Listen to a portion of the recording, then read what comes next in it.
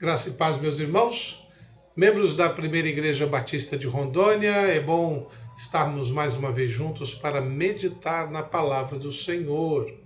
E neste momento quero convidá-la a estar acompanhando a minha leitura num texto do Antigo Testamento, Eclesiastes, o livro de Eclesiastes, capítulo 9, versos 7 até o verso 10. Diz assim: Vai, pois, come com alegria o teu pão e bebe gostosamente o teu vinho, pois Deus já de antemão se agrada das tuas obras.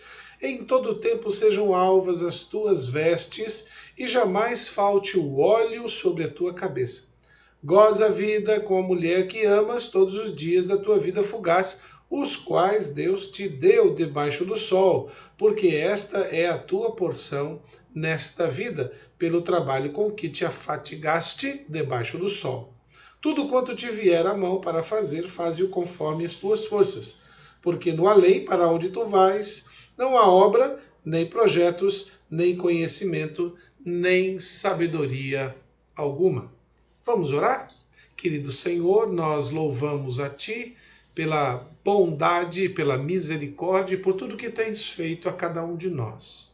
Permita-nos, ó Senhor Deus, nesta noite, neste culto, estarmos celebrando ainda mais a comunhão com o Senhor.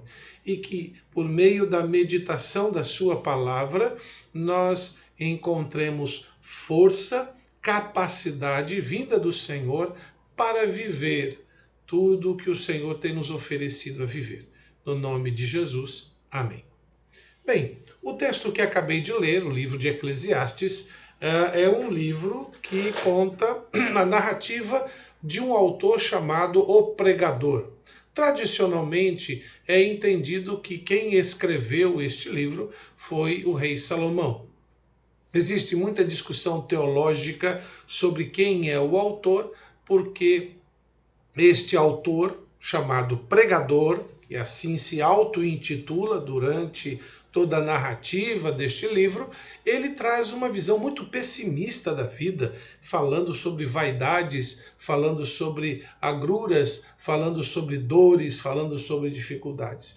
Ele fala sobre Deus, ele o menciona, ele o exalta, ele declara que todos nós podemos fazer o que quiser de nossas vidas, mas sempre devemos nos lembrar que prestaremos contas das nossas obras a Deus no fim de toda a história.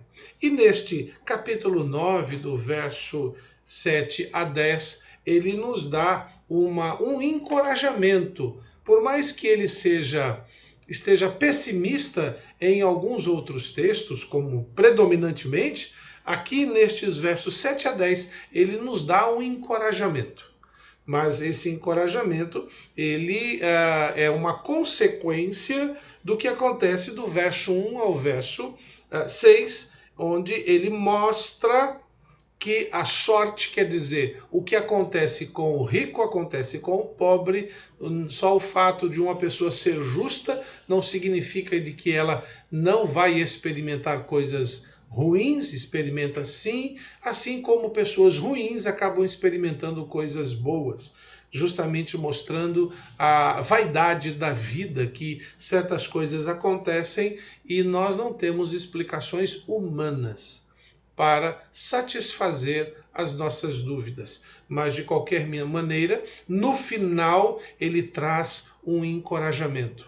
Um encorajamento que nesta noite eu quero repartir com o irmão. Encorajamento para viver. Um encorajamento para que possamos continuar a viver a vida que Deus nos tem dado e nos tem proporcionado. Que encorajamento é esse que o autor coloca no texto? Ele nos apresenta 4 atitudes que ele nos incentiva, 4 realidades que precisamos viver para poder enfrentar as dificuldades da vida. Por que razão? Porque a vida já traz as suas agruras naturalmente sem nós pedirmos. Dificuldades muitas vezes estão do lado de fora da nossa casa, nos esperando para ter um encontro não agradável. Então, como que eu posso enfrentar estas dificuldades? Como que eu posso superar, suplantar esses momentos ruins? E hoje nós estamos vivendo esse tempo. Vivendo um tempo em que somos obrigados, por causa de um vírus, de uma doença, que não escolhe idade mais, não escolhe pessoa saudável ou doente, ela não escolhe condição social e nem intelectual. Quando ela atinge, se a pessoa não está devidamente preparada ou não se cuida, ela agride de maneira muito profunda. E mesmo aquelas que estão preparadas acabam sucumbindo.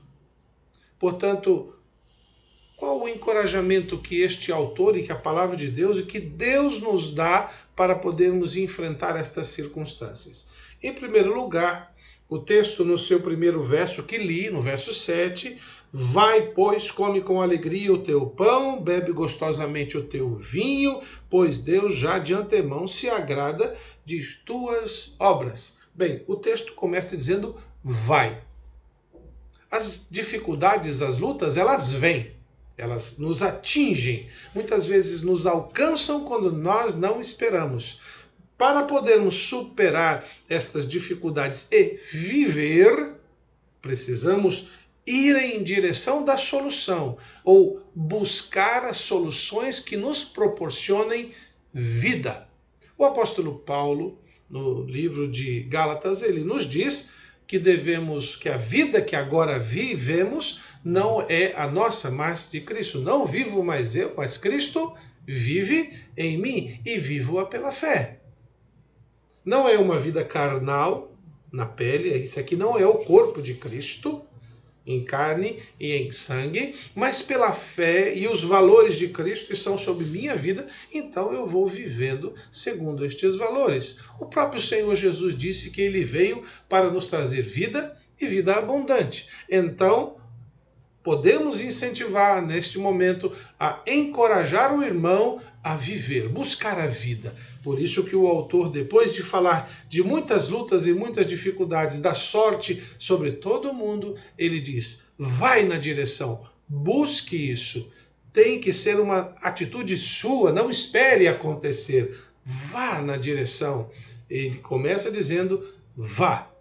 E este vá, em primeiro lugar, é vá e busque e viva a alegria. Algumas pessoas estão orando, pedindo a Deus alegria. Pois eu digo a vocês que a alegria realmente é um dom de Deus, é uma concessão divina. Por isso que quando lemos o capítulo 3 de Eclesiastes, verso 22, nós encontramos a seguinte afirmação: pelo que vi, não haver coisa melhor do que alegrar-se o homem nas suas obras, porque essa é a sua recompensa. Quem o fará voltar para ver o que será depois dele? E no capítulo 5, 18, nós encontramos esta afirmação do autor: eis o que eu vi, boa e bela coisa é comer, beber e gozar cada um do bem de todo o seu trabalho, com que se afatigou debaixo do sol, durante os poucos dias da vida que Deus lhe deu, porque esta é a sua porção. Pois bem, a nossa alegria está diretamente ligado ao nosso esforço, ao nosso trabalho, ir em direção, produzir, não ficar parado. Tem muitas pessoas que estão sofrendo, não vivendo, porque não estão em busca da solução de suas realidades. É um trabalho, é um esforço. Assim como Paulo fala que a salvação, nós devemos desenvolver a nossa salvação como um esforço. Esforçai-vos por desenvolver a vossa salvação. Isto Paulo afirma em sua epístola. E a palavra esforço no grego significa agonizo. É a tradução grega agonizo. Olha que coisa. Paulo estava dizendo de que para podermos experimentar desta vida salva em Cristo Jesus, devemos, em certo sentido, agonizar, lutar para viver. E no Antigo Testamento, a vida que queremos viver, que precisamos viver, que precisamos experimentar, nos foi dada por Deus e através do nosso comer, do nosso beber, do nosso trabalhar, do nosso estar experimentando dos benefícios que Deus nos dá, isso deve trazer-nos grande alegria. O autor diz de maneira bem objetiva: come com alegria o teu pão e bebe gostosamente o teu vinho. Isto é, aquilo que você produziu, aquilo que você construiu, celebre na presença de Deus. Ah, pastor, mas eu não tenho o que fulano tem de vida financeira. O texto bíblico não está dizendo isso. Ele está dizendo aquilo que é teu, aquilo que está nas tuas mãos, celebre. Viva com alegria o que Deus lhe tem dado. Quando você gasta o seu tempo olhando para fora, o que os outros têm, você deixa de celebrar o que você é e o que você tem. A palavra de Deus nos incentiva a ir na direção da alegria, dos momentos reais de alegria, daquilo que realmente nos satisfaz. Mas tudo isso sendo reconhecido como uma dádiva de Deus. Não é porque você merece, mas porque Deus decidiu lhe dar. Segundo lugar, então, primeiro lugar, exortados a viver, nós somos encorajados a viver, busquemos a alegria, satisfação naquilo que nós estamos construindo. Segundo lugar, o texto no verso 8 diz: em todo tempo sejam alvas as tuas vestes e jamais falte óleo sobre a sua cabeça.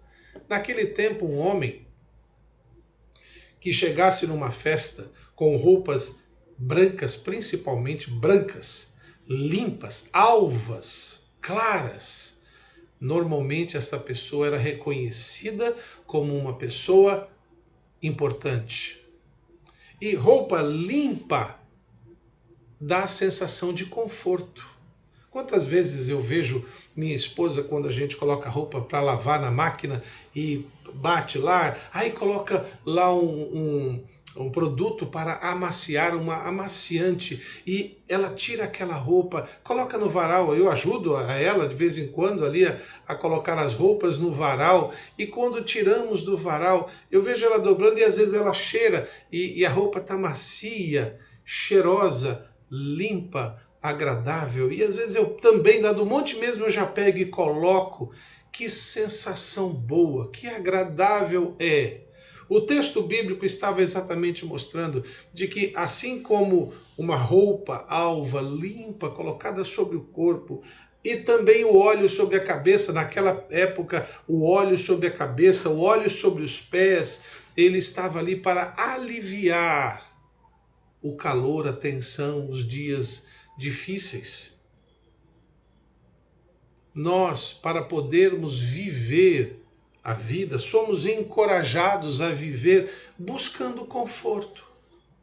Olha que coisa! Muita gente acha que uma pessoa salva em Jesus Cristo tem que passar a sofrimentos para poder demonstrar algum tipo de santidade ou de bênção de Deus. Não. Sofrimentos já fazem parte da realidade. Deus procura nos mostrar a confiar nele em todas as circunstâncias. Mas nós temos que ir em direção das circunstâncias ou das situações que nos tragam conforto. Quando nós lemos o Evangelho de Lucas, capítulo 7, verso 38 e também verso 46, nós encontramos a narrativa da mulher que vem na presença de Jesus enquanto ele estava com os judeus, com os ricos, os religiosos da época, os homens chamados sábios, e ela quebra um vaso, um frasco de alabastro e derrama sobre os pés de Jesus, e com seu cabelo ela vai enxugando os pés do mestre.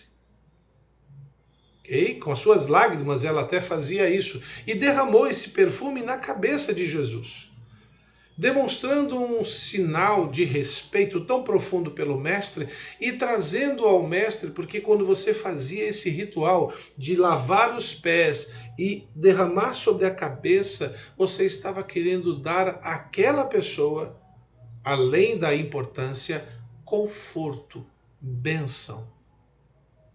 Nós temos que, nas nossas escolhas, nas nossas decisões, trazer para nós o que nos traz conforto. Porque o Senhor nos tem abençoado para que busquemos esse conforto. Tem muitos aí esperando em oração que Deus dê esse conforto. Deus já tem lhe abençoado com a vida para que você busque aquilo que traz conforto ao seu coração. A palavra de Deus nos tem ensinado que Deus nos tem amado profundamente e isso já nos traz um grande consolo. Mas o nosso conforto no nosso dia a dia, como diz o verso 8, em todo tempo sejam alvas as tuas vestes e jamais falte óleo sobre a tua cabeça. É uma ação sua. O autor estava olhando para os seus ouvintes e dizendo, em todo tempo trabalhe para que você tenha o seu conforto. Não use dessa prerrogativa para tirar o conforto do outro, mas para que você tenha paz. Muitas vezes assumimos compromissos, tarefas, ações, prioridades trocadas que mais trazem os desconfortos. Reclamamos porque não estamos descansando, mas gastamos mais tempo, por exemplo, diante de uma televisão do que descansando junto com a família. Reclamamos porque estamos com dores aqui e acolá, mas alimentamos-nos mal. Reclamamos porque não estamos tendo vigor, mas estamos mais parados do que exercitando. Então, sejam alvas as tuas vestes e seja cheio de óleo para te dar o conforto necessário. Você sabe o que é bom para você, portanto, busque na presença do Senhor sempre, porque Ele tem abençoado você para buscar essa realidade. Então, o autor nos encoraja a viver na busca da alegria, ir na busca da alegria, na busca do conforto e, em terceiro lugar, na busca do companheirismo. Olha o que diz o terceiro verso, verso 9 da sequência. Goza a vida com a mulher que amas todos os dias da tua vida fugaz, o qual Deus deu debaixo do sol, porque esta é a tua porção nesta vida pelo trabalho com que te afatigaste debaixo do sol. Companheirismo. O Senhor disse ao homem, falou e disse sobre o homem, não é bom que o homem esteja só. Far-lhe-ei uma auxiliadora. Nós, como homens, precisamos entender que Deus nos proporcionou a condição para podermos ter alguém ao nosso lado, para podermos nos dedicar a esta pessoa e também termos esta pessoa cuidando de nós. A vida, ela é vivida melhor quando temos alguém ao nosso lado para seguirmos em frente. O texto aqui fala de relacionamento conjugal, mas também podemos trazer este mesmo sentido para qualquer amizade ou para não estarmos sós. A vida é melhor vivida quando temos alguém ao nosso lado dizendo, vamos em frente. Não desista, estou com você. Lá no texto de Efésios, capítulo 5, verso 25, o apóstolo Paulo nos traz uma palavra sobre essa questão de companheirismo, de ter ao lado uma companhia. E diz assim, Efésios capítulo 5, 25. Maridos, amai vossa mulher, como também Cristo amou a igreja e a si mesmo se entregou por ela. Quando nós temos alguém para amar, aprendemos a viver melhor. Porque aprendemos a compartilhar, aprendemos a dividir, aprendemos a sonhar junto, aprendemos a esperar o melhor para o futuro do que estando sós. Quando nós não temos um cônjuge, temos amigos, amigas, temos a igreja para nos incentivar, para nos fortalecer, mas principalmente nesta questão emocional, ter uma companheira, ter o companheiro, você, minha irmã, estando ao seu lado, estando ao lado dela, fortalecendo-os mutuamente, a vida é melhor vivida. Porque você compartilha, você experimenta esta comunhão. Por fim, o verso 10 nos dá a quarta característica desse encorajamento a viver. Tudo quanto te vier à mão para fazer, faze-o conforme as tuas forças. Porque no além para onde tu vais, não há obra, nem projetos, nem conhecimento, nem sabedoria alguma. Faça tudo conforme as tuas forças. Neste momento, então, para podermos viver, e somos encorajados a viver, tenha dedicação, dedique-se, faça o seu melhor. Muitas vezes eu ouço irmãos angustiados porque se sentem pressionados a fazer determinadas tarefas e dizendo, eu não sou capaz, outra pessoa é melhor. Meu irmão, a Bíblia é repleta de textos. Aqui em Eclesiastes nós temos outros além destes. No Novo Testamento, o Senhor nunca nos pede nada além do que somos capazes de fazer. O Senhor não nos chama para fazer o que o outro tem que fazer, mas a nossa parte. Todos nós temos um dever em comum, que é o de testemunhar. E testemunhar é viver a fé que Cristo Jesus nos deu. É a experiência que os apóstolos Pedro e João tiveram quando curaram um homem, um cego, à Porta Formosa. No livro de Atos nós encontramos essa narrativa. Eles foram trazidos perante o Sinédrio e perguntaram com que autoridade eles fizeram aquilo. Eles responderam, olha, o que nós fizemos foi em nome de Jesus.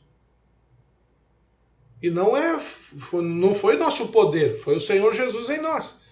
E eles não puderam dizer nada, a não ser, eu proíbo vocês de falarem sobre esse nome. E aí a resposta deles, fantástica. Veja se é justo, ó sábios, obedecer a vós do que a Deus. Não podemos deixar de falar o que temos visto, ouvido e também vivido. O Senhor Jesus não nos chama para nos dedicarmos a obras impossíveis ou obras imitando outros que fizeram. O Senhor Jesus nos chama, conforme as nossas forças, para servi-lo. Da mesma forma, se queremos viver a alegria da vida, se queremos viver o conforto da vida, se queremos experimentar de um companheirismo saudável, devemos nos dedicar, conforme as nossas forças, fazendo o nosso melhor, mostrando, olha, eu sou capaz de fazer isto. Você aceita? Porque Deus tem nos aceitado naquilo que somos capazes. O que Deus não aceita é homens e mulheres se justificando por causa do poder de Deus, ou por causa da grandeza de Deus, não fazerem nada, como, por exemplo, na parábola dos talentos, em que um recebeu 5 talentos, o outro recebeu 3 talentos e um talento.